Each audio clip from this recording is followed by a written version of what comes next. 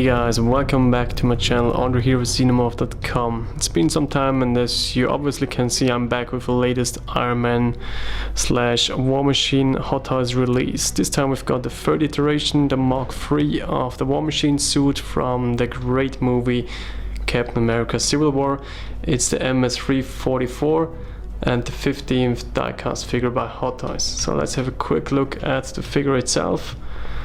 It's a massive figure, quite heavy as well, and with every iteration of these Hot Toys War Machine suits you got a lot of new stuff. And here on this version it's definitely obvious that you got a lot of upgraded parts in it, and you will see this right in the video review. There's a lot of accessory stuff coming with this figure. So let's get straight into the actual video review. We start off with the box. With the box there's nothing really special. You know the deal with these diecast figures, they're probably secured in a styrofoam inlay, and then of course you've got two different trays, one for the figure and the second one for the accessories. Some nice print art, box art of different characters. You see Captain America here on one side, and we've got Iron Man and War Machine.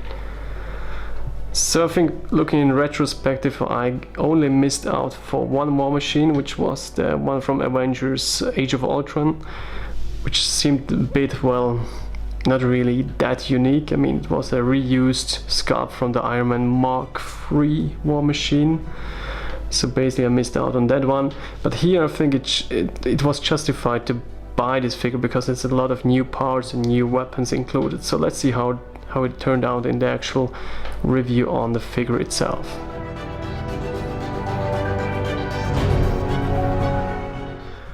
Alright, so here we go with James Rhodes out of the box in his third War Machine suit. As you can see on the back side, the shoulder cannon is already attached, and as you pan down to the accessories, you will notice that there are two different gauntlets attached to the figure. So this is the extended one with the machine guns, and this is just a dropped in version. Then of course you get a Civil War stand and a secondary head sculpt. Let's have a quick look at this one. So here you have a clean faceplate, and down below you will find the portrait head sculpt of James Rhodes. And I actually got the one from the re-release of the Iron Man War Machine Mark I as comparison, so they are definitely exactly the same. Then as we continue with all the accessories, because here is quite some value in terms of what you get with the figure. For example, you have this baton here. I was never sure if this was really fitting to the character, but well, he used it in the movie to battle against Captain America, and as you can see here, there's a battery compartment, and if we hit the switch it will be a nice yellow translucent light coming from it. And I think there's quite a backstory to this actual piece. So in the first prototype pictures it was all red, and then they changed it to yellow, which is movie accurate.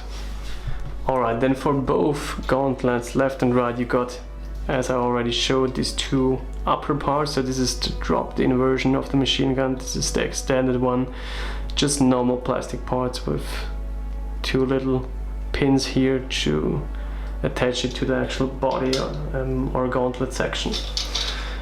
Also on the gauntlet on the lower side are the other two parts, the counterparts. So this is, I think, this is the extended lower machine gun, and the normal dropped in version looks like this. Then of course you got a lot of different hands. So for example here, repulsor action hands, a fisted version, and of course you also get the articulated hands, which I already mounted to the baton. So there's no special hand for the baton, it's just that you have to use the articulated ones. But there's one variant of the hand which is quite nice. In the movie he used a sonic weapon to stun the enemies. So this is actually the extended fisted version with the sonic weapon here.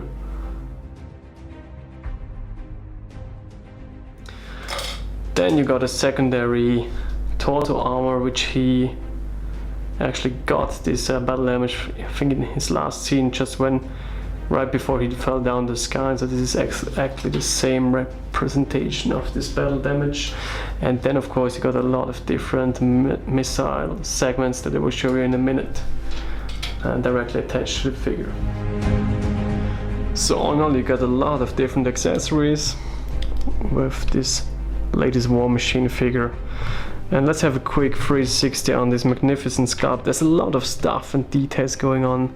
I'll just be silent for some seconds to give you a moment to enjoy this beauty of a figure.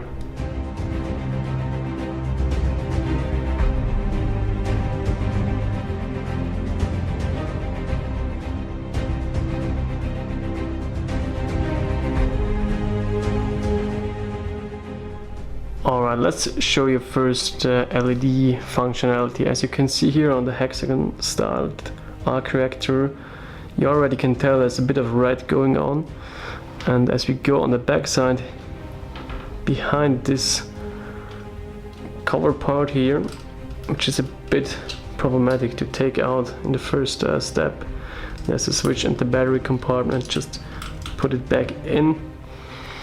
And then on the front side you got a bright and shiny red tinted arc reactor. So this is quite cool.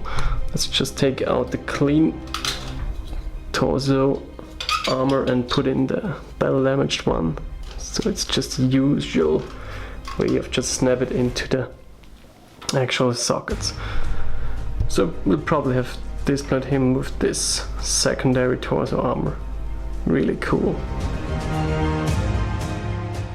Alright, then let's go for the head sculpt, which for my liking is a bit too clean. So you don't have like a battle damaged version on this figure. Also the secondary head sculpt is exactly the same. What I don't like on all these newer releases of War Machine is the heavy usage of silver and chrome. I'm just not liking it. I totally dig the stealth bomber paint job that they use for the Mark 1. But anyway, so the switch for the LED is just below the head cover, and let's have a quick look. As you can see, it shines in a red LED light.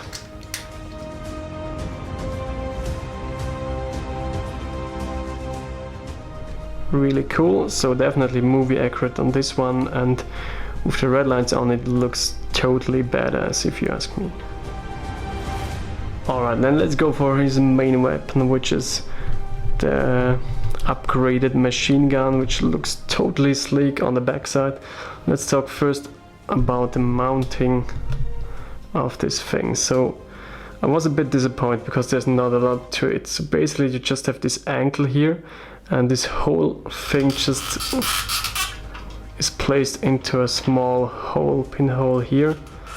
So that's about it. And the other articulation comes exactly from this ankle here. So you can rotate it, you can put it upwards.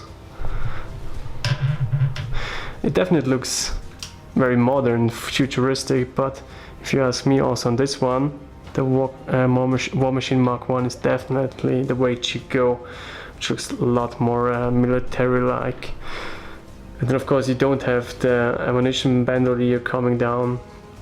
So this is just a lot cleaner, and if you want to put it back, just push it down like this.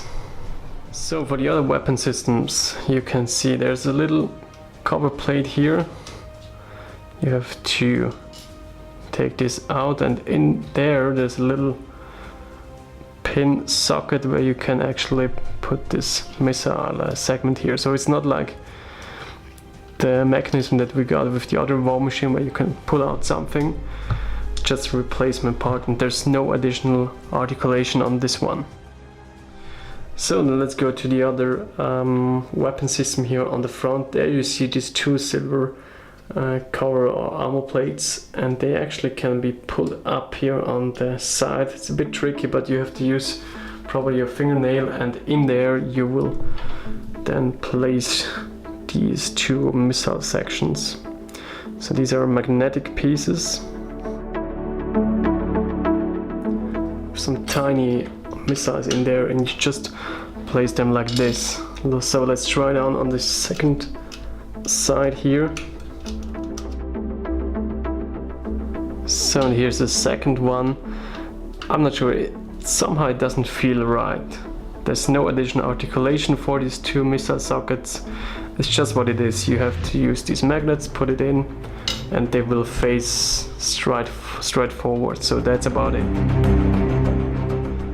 So then, as you already can see, the eye socket light up action is already very dimmed down. So this is definitely a show of most of the Iron Man headlight functionality, that these lights just dim down after some minutes. That's a bit uncool, so let's switch.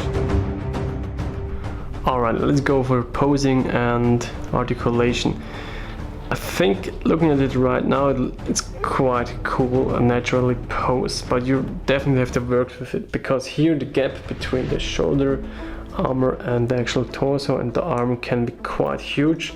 There's a lot of possibility to give some awkward posing and poses for the arms, so definitely try to always hide this gap here, because it will make a lot for the natural appearance of the pose and the figure itself.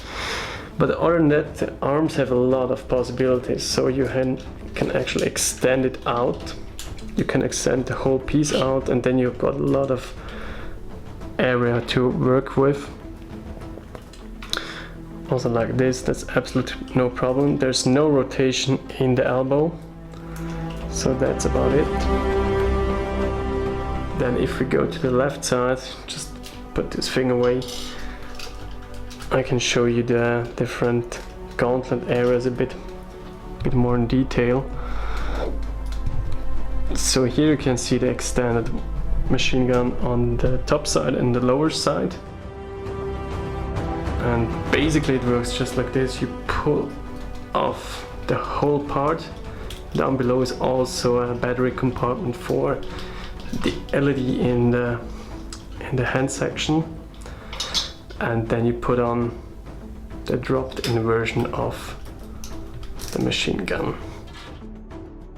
And then of course the same it goes for the lower part. You just replace it with this one.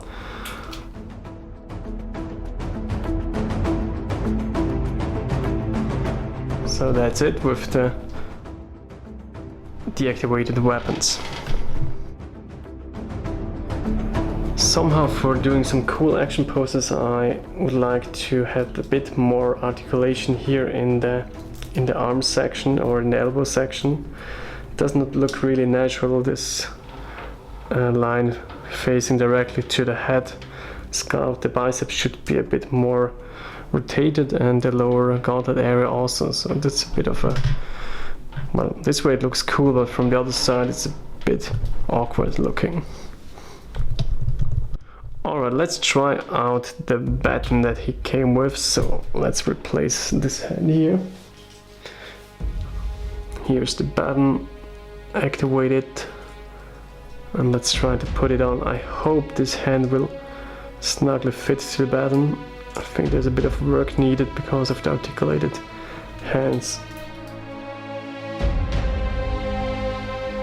Yeah,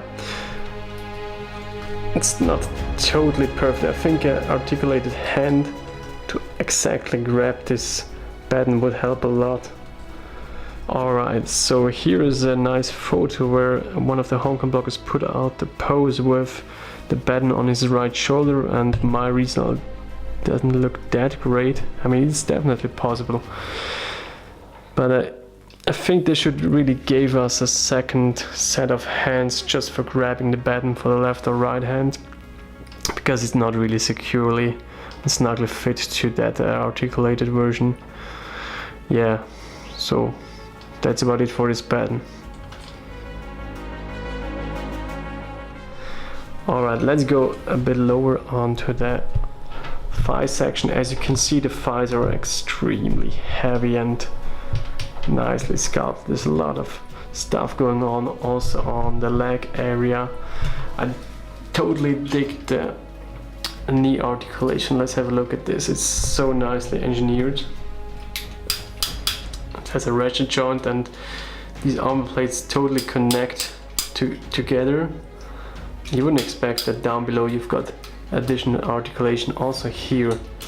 So this is totally cool and really massive. Then of course for the thigh section or the waist area you got these flaps that you have to pull up to give him a lot more range of motion. I think there's quite heavy posing possibilities from what I could tell from the photos from the Hong Kong bloggers, but I will probably have him just in a natural pose doing something with the upper area here, for example. Then of course I can turn the torso area, you can even crunch it a bit, and here is a flexible section, so that's really cool. Alright, a quick note on the diecast parts. So as with most recent diecast releases, the only diecast parts are the bicep and the whole leg part. So for example, the thighs are diecast, and I think also here on this one the lower legs are diecast.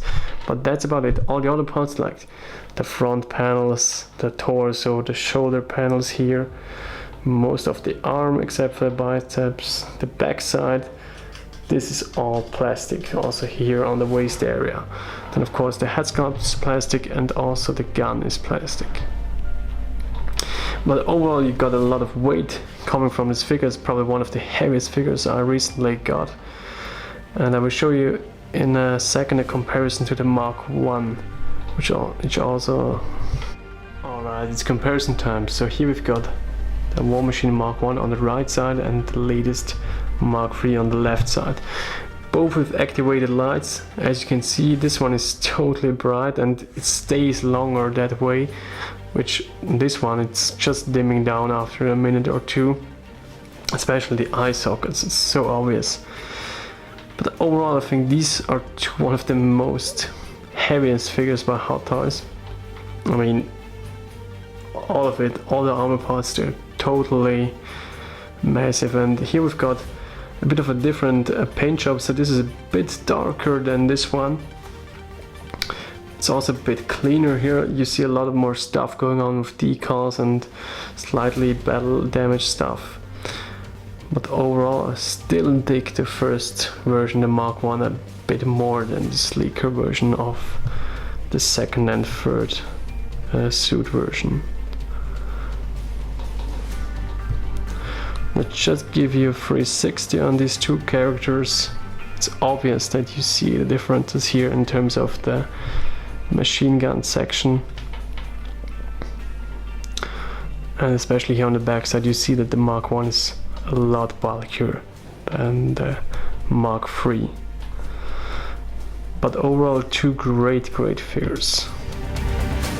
Alright, let's finish this video review up. So I put him in this last post here with all the different weapon systems targeting one direction, and it's quite nice. So it's all done without the stand here, and I think with this look you got quite a unique feel going on.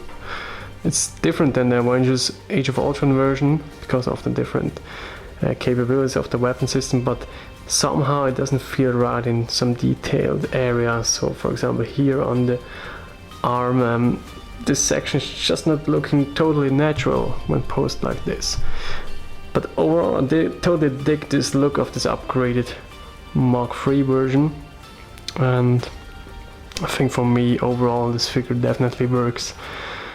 And if you can buy it for this $350 that Sideshow is asking, when it's out in the United States or Europe, I think it's quite a good price. Also I think right now for the Hong Kong price, to get him like a day one release, it's a bit too steep. And as you can see, the eye sockets just dimmed down again, so that's definitely not so cool with a release that actually should have absolutely no problems in terms of the light up capabilities. But yeah. Alright guys, thanks for watching one last 360 on this cool release and latest War Machine figure by Hot Toys. On the last note, stay tuned for an upcoming a video on my friend's Nanny D's channel. He actually acquired the Cool Props Alien 3D life-size bust, and we decided to review it together, and I will do some video footage for him, so stay tuned for that video. You will definitely see it on the social channels of mine and Nanny. So, and until then, thanks for watching and have a great time. Bye bye guys.